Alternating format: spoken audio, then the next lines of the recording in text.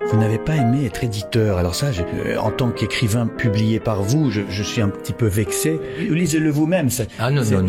Assumez vos propos. Non. Assumez vos propos. Non, je peux vous le dire, ce que je pense. Les écrivains tapinent. J'avais des gagneurs et des gagneuses. Vous étiez un gagneur. Oui, j'ai plutôt rapporté de l'argent. Bien sûr. Merci. Et cette position de proxénète, il me manquait les pompes bicolores et le Borsalino.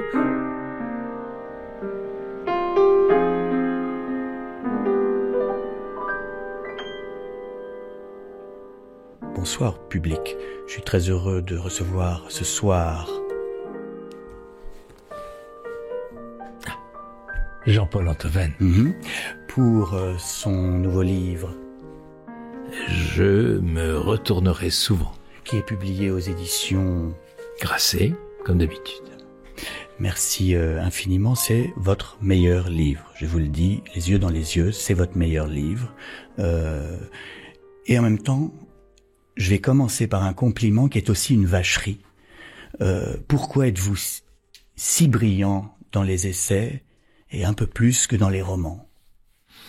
Parce que vous n'avez pas vraiment lu mes romans, je suppose. Je sais que tout le monde dit ce que vous dites là, mais ça me semble injuste, très franchement.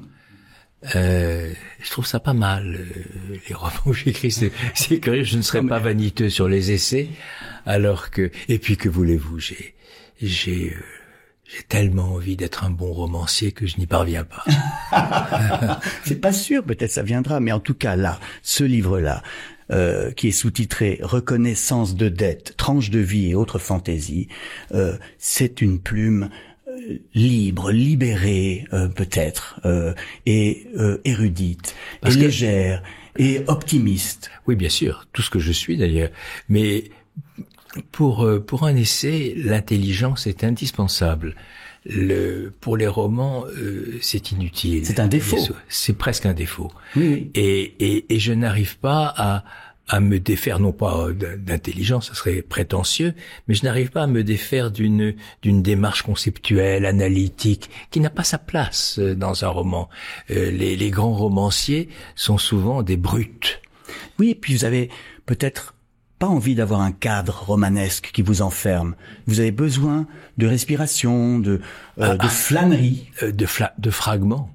Oui, vous aimez les bribes, oui. Oui. Pourquoi? Parce que ce qui est lourd dans les romans et qui corsette l'écriture, c'est les liaisons, les chevilles, les explications, et puis les personnages. Les personnages. Je n'aime pas les romanciers qui disent mon personnage m'a échappé. Moi, personne ne m'échappe. Je contrôle tout. Mais peut-être justement vous êtes trop control freak. Et ben voilà. Pour être vraiment romancier. Mais oui, il faut laisser. Mais vous y arriverez sûrement. Laisser un personnage s'envoler, vous désobéir. Oui, eh bien, c'est pas encore le cas. Je préfère contrôler mes imaginations plutôt que celles de mes personnages. Bon, alors je suis vraiment, en tout cas, je suis très désagréable de commencer par une vacherie, alors que j'ai adoré ce livre. Je pense qu'il pourrait s'intituler Les Enfants de Saturne 2, le retour. Mais cette fois, il n'est plus déprimé.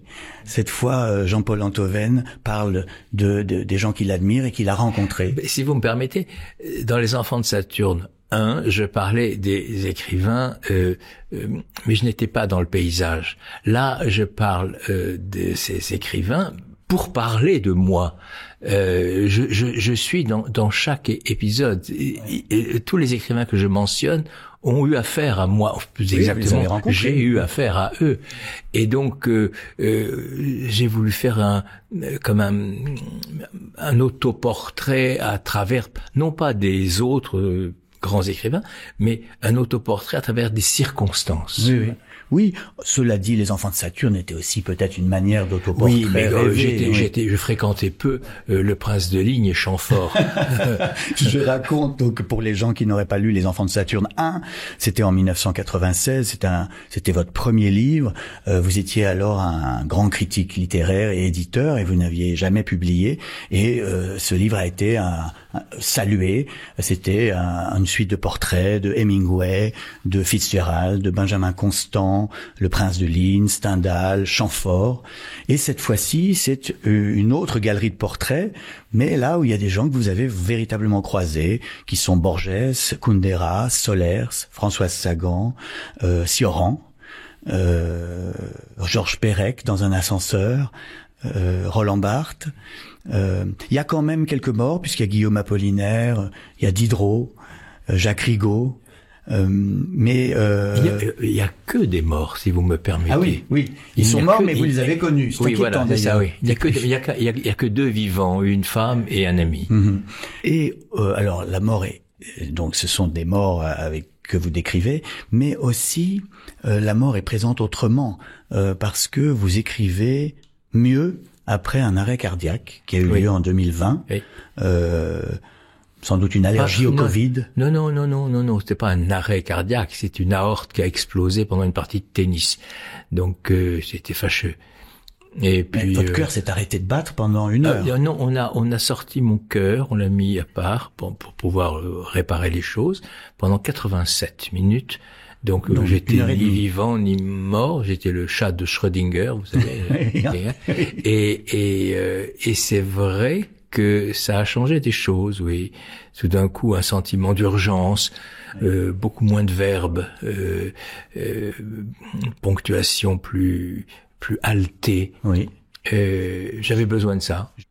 Sur le style, donc vous êtes, comme vous l'avez dit, un adepte du style ramassé, bref, tranchant. Et là, vous faites votre autocritique. Oui. Vous dites que vous fantasmez sur une autre forme. Oui, j'aurais aimé être un grand, mais je sais pas le dire.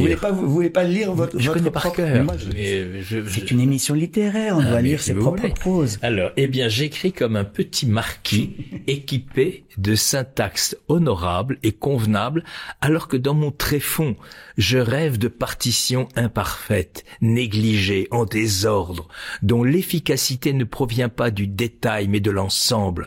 J'aurais voulu, pour parler franchement, appartenir à la race des écrivains d'amplitude, qui restent fidèles à leur rythme intérieur, tout en négligeant ce qui embellit localement. Or ça, je ne sais pas faire. Vous avez essayé parfois. Oui, bien sûr. Notamment dans celui sur l'attentat dans le cinéma de votre père. Comment dire, j'aurais aimé. Moi, je procède par un tel accumulation de resserrements, de distillation, qu'il me faut une tonne de pommes de terre pour faire un petit verre de vodka. Très bien. Oui. Vous êtes contre les points d'exclamation. Oui, ça je le hais complètement. Vous dites que ce sont des surtout télégraphiques. Oui, surtout dans la syntaxe espagnole où il est au début de la phrase et à la fin. Oui, alors là, encadrer la phrase, on est dans l'histoire. Il y a d'ailleurs une nouvelle de Tchekhov qui s'appelle le point d'exclamation. Oui. Vous dites ça sert à rien. Soit la phrase est forte en elle-même et n'en a pas besoin, ou sinon si on en met tout le temps comme Céline, on éructe. Oui. Voilà. Et vous êtes contre aussi les italiques. Vous dites vaniteux haut-parleur de la confidence. Oui, c'est cette façon de souligner quelque chose que le lecteur, s'il est un bon lecteur, a déjà remarqué, mais de lui forcer un peu la main, de lui forcer l'oreille et l'œil. Et je trouve que c'est souvent du mauvais goût. Je cède moi-même à ce mauvais goût. Quelquefois, j'essaie de me contrôler.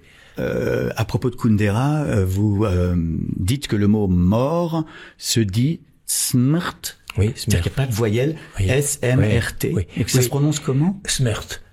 Oui. Ça veut dire mort. Oui. En tchèque. C'est ce que disait Romain Gary aussi, parce que c'est quasiment le même mot en lituanien aussi.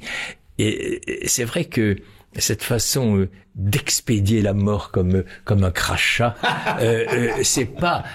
tandis que quand en français on dit la mort, c'est comme si on met la pédale d'amplification sur un piano. Vous voyez ce que je veux dire? Il y a immédiatement des harmoniques longues et profondes, tandis que j'aimais chez Kundera entre autres, la mort est expédiée comme un crachat, comme un juron. Voilà. Smrt, oui.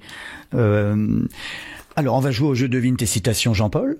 C'est-à-dire que je vais vous lire des phrases tirées de tous vos livres et vous devez me dire dans lequel vous avez écrit cette phrase. Tout est également simple et savoureux avec ce Casanova un peu voyou des faubourgs d'Alger. Ah, ça je parle d'Albert Camus. Oui. Oui. C'est dans Je me retournerai souvent, le dernier, page 23.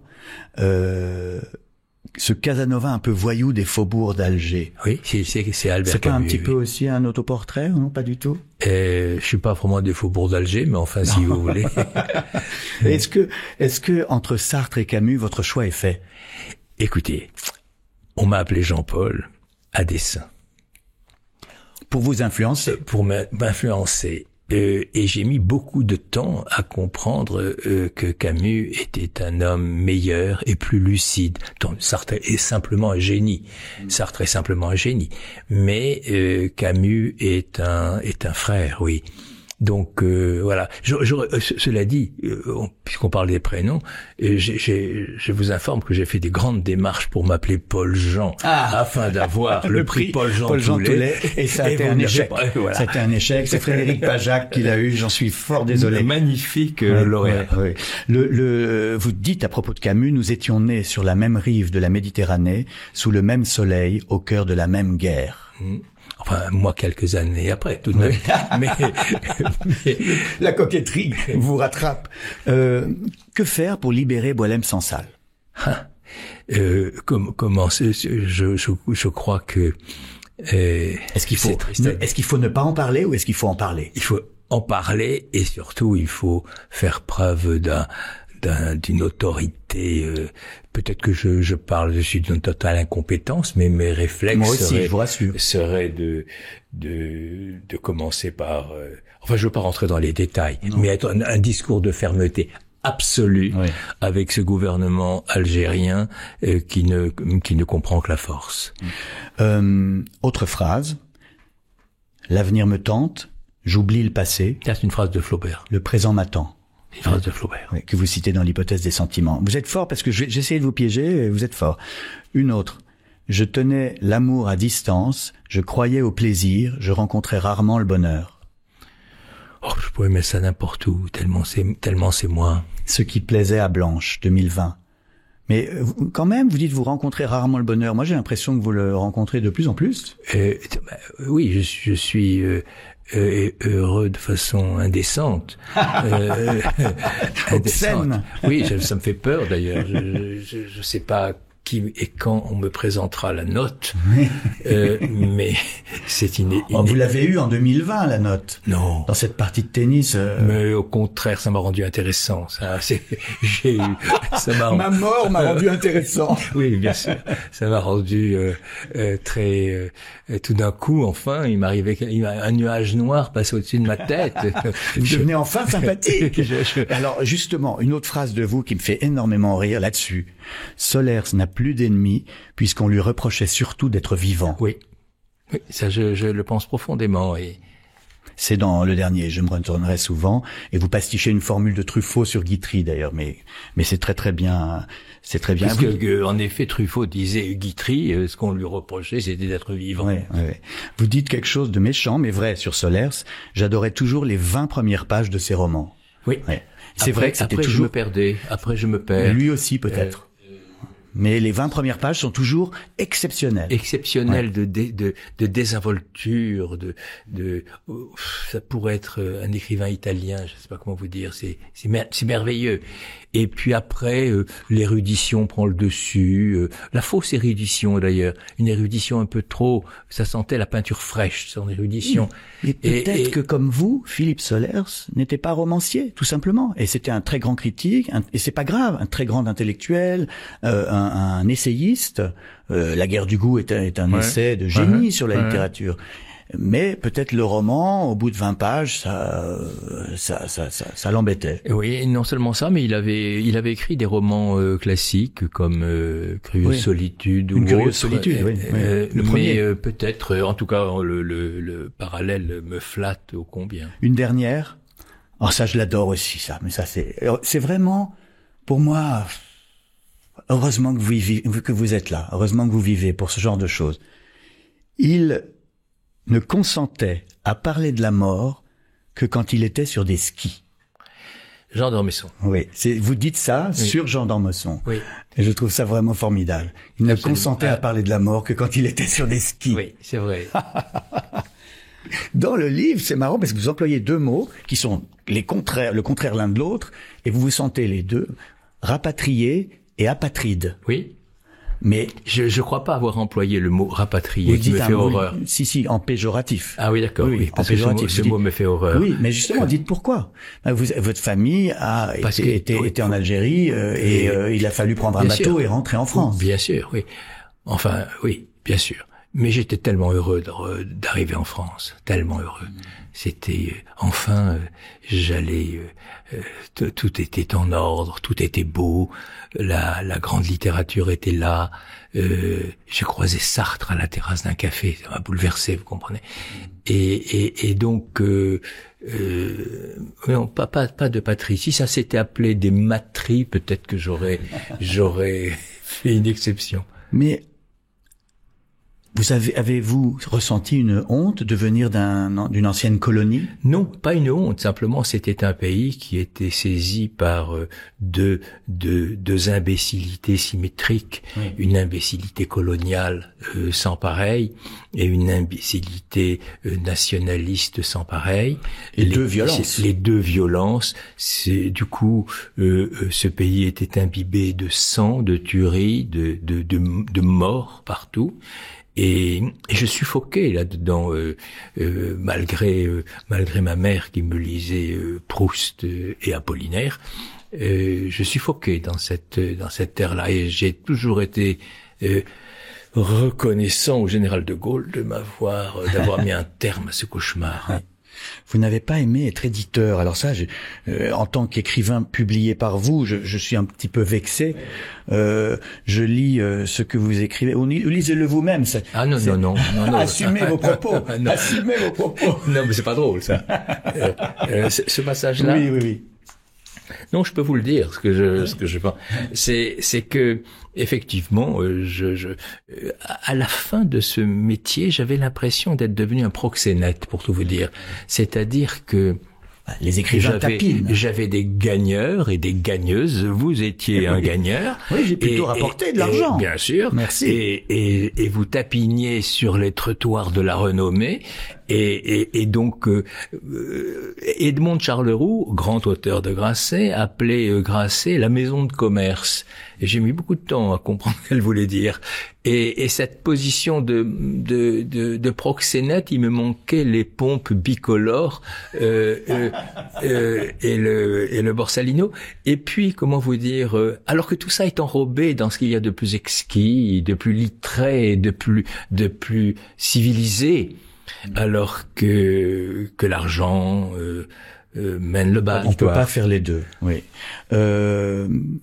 Il y a un essai d'Anne-Sophie Beauvais qui s'appelle L'éditeur et le philosophe, qui parle de vous. Vous êtes l'éditeur, le philosophe c'est Michel Onfray. Ce livre, il est paru chez Robert Laffont, et je voulais vous lire un passage qui vous décrit de manière assez marrante. Lorsque j'étais plus jeune étudiante avec mes amis, je me suis souvent amusé de sa mine toujours hâlée, de ses lunettes au verre immanquablement bleu fumé. Oui, c'est pas complètement faux. Et de son élégance ouvragée à l'italienne. Pantalon blanc, ah non, pas là. Blazer à pochette et mocassin de couleur, toujours porté pieds nus. C'est pas le cas non plus, mais on ne va pas le prouver. À l'époque, nous étions quelques-uns à rêver de le voir s'intéresser au brouillon des livres que l'on écrivait alors. Aucun de nous n'a jamais osé l'aborder.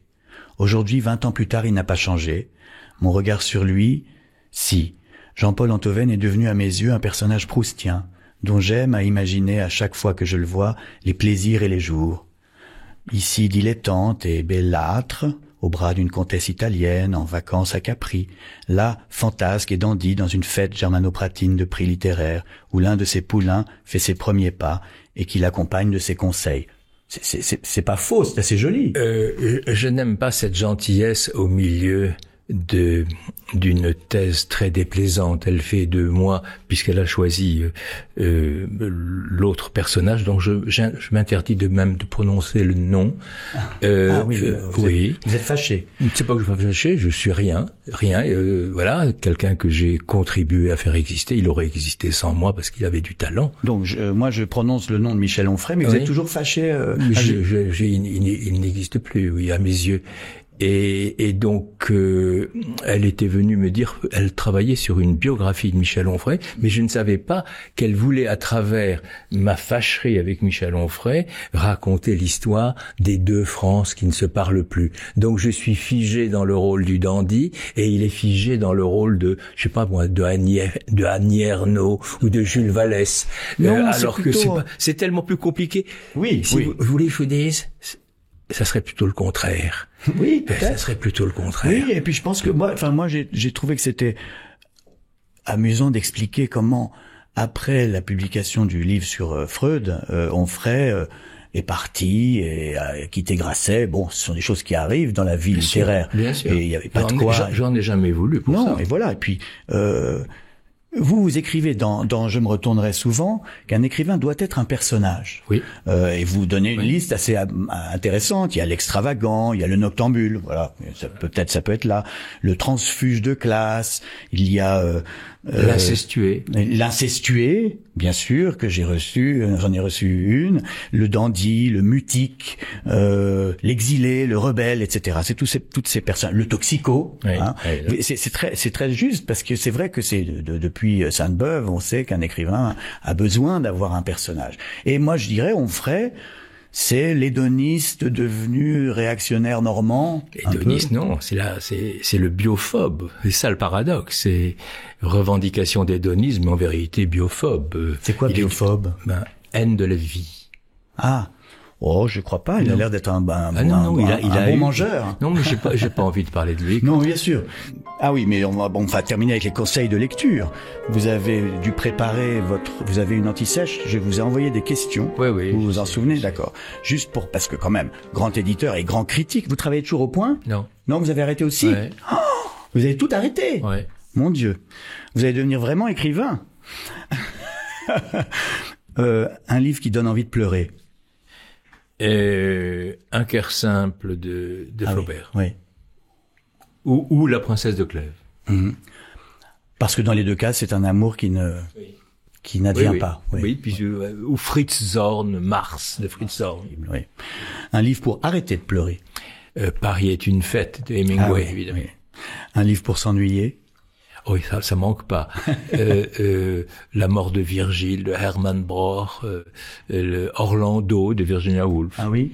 Oui, mais en général, on passe pas beaucoup de temps dans les livres ennuyeux où on s'ennuie. Un livre pour crâner dans la rue. Je crâne pas dans la rue. Si vous me demandiez dans les salons, dans les boudoirs. Pour crâner chez la Pérouse.